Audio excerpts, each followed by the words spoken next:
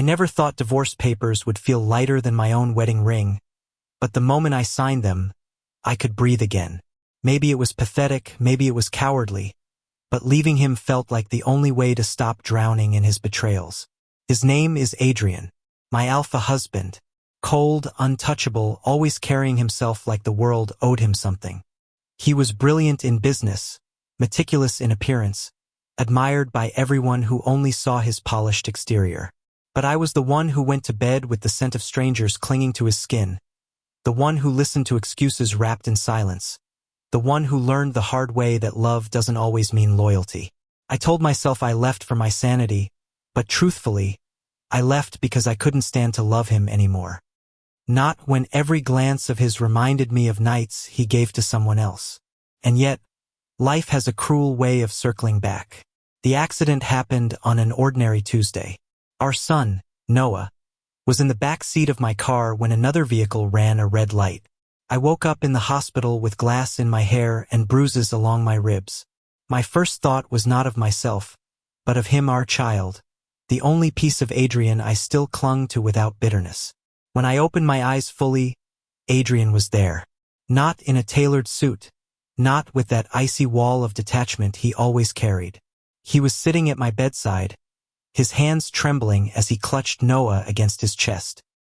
His eyes, those cold, steel-gray eyes, were red and swollen. His jaw clenched as if holding back every ounce of grief he had never let me see. "I almost lost you," he whispered, and for the first time in years, his voice cracked. I wanted to scream at him. I wanted to remind him of every night I cried alone in our bedroom, every message I discovered on his phone, every lie he told with such casual cruelty. But all I could do was stare at Noah, small and fragile in his father's arms, and wonder what kind of cruel joke the universe was playing. That night, when the nurses left us alone, Adrian leaned closer, his voice low but raw. "I swear to you, I will win you back. Not for me, not just for Noah, for us, for the family I destroyed." I should have laughed. I should have told him it was too late. But his words hit me in the one place I thought was already dead, the part of me that once believed him capable of love. The weeks after the accident blurred between physical therapy, sleepless nights, and Adrian's relentless presence. He drove me to every appointment, sat through every lecture from doctors, and cooked clumsy meals in my kitchen that ended with him swearing under his breath while I bit back a smile. It was infuriating. It was comforting. It was dangerous. Because no matter how much I told myself I hated him, I couldn't deny the way my heart betrayed me when I saw him kneel on the living room floor, building towers of wooden blocks with Noah, or the way he fell asleep sitting upright on the couch, his hand resting protectively on the crib, as if daring the world to touch what was his. But wasn't that the problem? Everything with Adrian had always been possession. He wanted, he took. And I had been foolish enough to think his wanting meant I was loved. One evening, after Noah had finally fallen asleep, I found Adrian standing in the kitchen, staring at the divorce papers still sitting on the counter. His hand hovered above them, his face carved with something like regret, something like fear. "Why now?" I asked, my voice sharper than I intended. "Why fight for me after everything?" He turned, and for the first time, I saw his mask shatter completely. His voice was low, almost pleading. "Because losing you was the only thing I never prepared for. I thought I could have the world and keep you waiting. I thought you'd always be there. But when you walked away, it felt like someone cut out my chest and left me hollow. And when I saw you lying in that hospital bed, I realized I would burn everything I built if it meant you'd look at me the way you used to. Just once." My throat tightened. I hated him for making me remember what it felt like to believe in him. I hated him for standing there, broken and desperate, when all I wanted was to stay angry. But most of all, I hated myself for still caring. "Adrian," I whispered, "you can't erase what you did." "I know," he said, stepping closer but not touching me. "But I can fight every day to prove I'm not the man who hurt you. I can fight to be the father Noah deserves, and maybe one day the husband you deserve too." Silence stretched between us.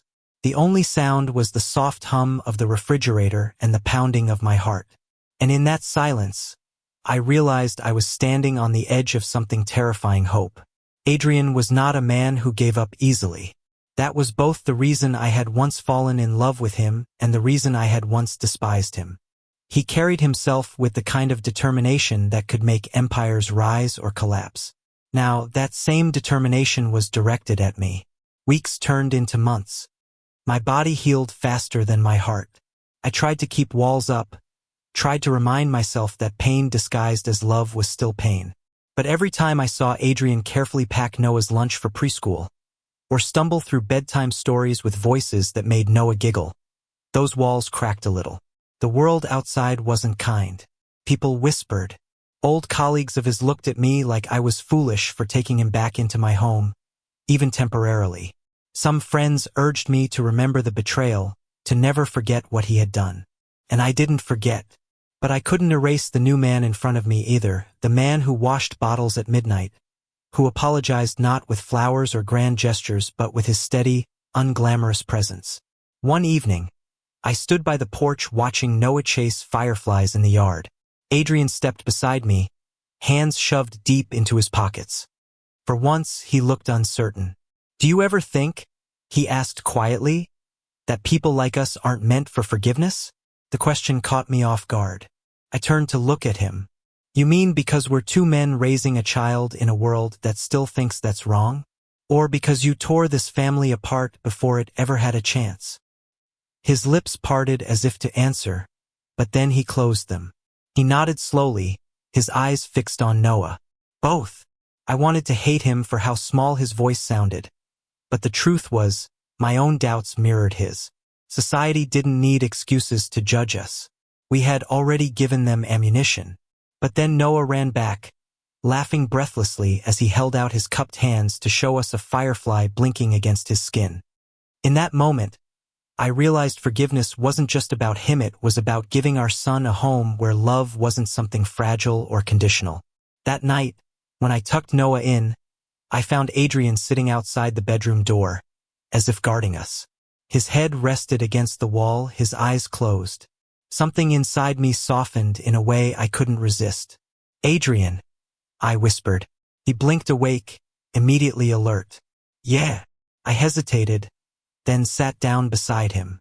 For a long while, neither of us spoke. Finally, I said, "I don't know if I can ever love you the way I used to. That part of me, it feels gone." His face tightened, but he didn't look away. "Then let me love you the way I should have from the beginning, even if it takes the rest of my life." His words sank into me, heavy and undeniable. I leaned back against the wall, my shoulder brushing his. For once, I didn't move away.